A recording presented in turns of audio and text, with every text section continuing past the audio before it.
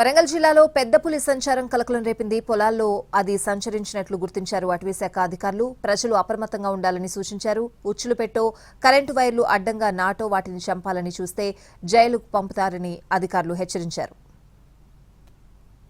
వారం రోజులుగా ములుగు జిల్లా అటవీ ప్రాంతంలో సంచరించిన పులి ఇప్పుడు వరంగల్ జిల్లాలో నల్లబెల్లి మండలంలోని గ్రామాల్లో తిరుగుతూ హడలెత్తిస్తోంది. ఛత్తీస్గఢ్ అటవీ ప్రాంతం నుంచి అది వచ్చినట్టు భావిస్తున్నారు అటవీ అధికారులు. పొలాల్లో పనులకు వెళ్లేటప్పుడు రైతులు అప్రమత్తంగా ఉండాలని సూచించారు. వీలైతే పొలం పనులను 2-3 రోజులు వాయిదా వేసుకుంటే మంచిదంటున్నారు. అత్యవసరమైతే 3-4 కలిసి వెళ్లాలని సూచిస్తున్నారు.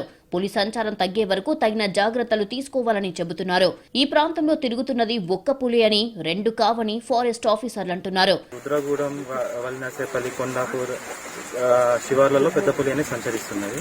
దీనివల్ల ప్రజలు అప్రమత్తంగా ఉండాలని ఫారెస్ట్ డిపార్ట్మెంట్ తరఫు నుంచి మేము తెలియజేస్తున్నాము. ఒంటరిగా ఎక్కడికి వెళ్ళకూడదు. చీకటి వేళల్లో అసలు బయట సంచరించకూడదు. ఎక్కడన్నా పులి జాడ ఏమైనా తెలిసినా కూడా వెంటనే ఫారెస్ట్ డిపార్ట్మెంట్కి తెలియజేయాలని కోరుకుంటున్నాము. అట్లనే ఒక 2-3 రోజులు చేను పనులకి దూరంగా ఉండాలని తెలియజేస్తున్నాము.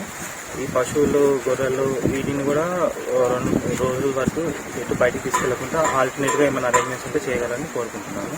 నల్లబెల్లి నుంచి పులి మహబూబాబాద్ జిల్లాకు ఎంటర్ అయిందని కొందరు చెబుతున్నారు. కొత్తగూడ మండలంలో పులి పాదముద్రలు గుర్తించామని చెబుతున్నారు.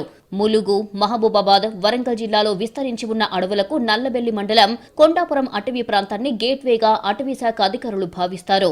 ఇటీవల ములుగు జిల్లా తాడువాయి, మంగపేట ప్రాంతంలో సంచరించిన పులి ఇటీవలే నల్లబెల్లి అడవుల్లోకి వచ్చింది. అట్నుంచి మహబూబాబాద్ లోకి ఎంటర్ అయిందని అంటున్నారు.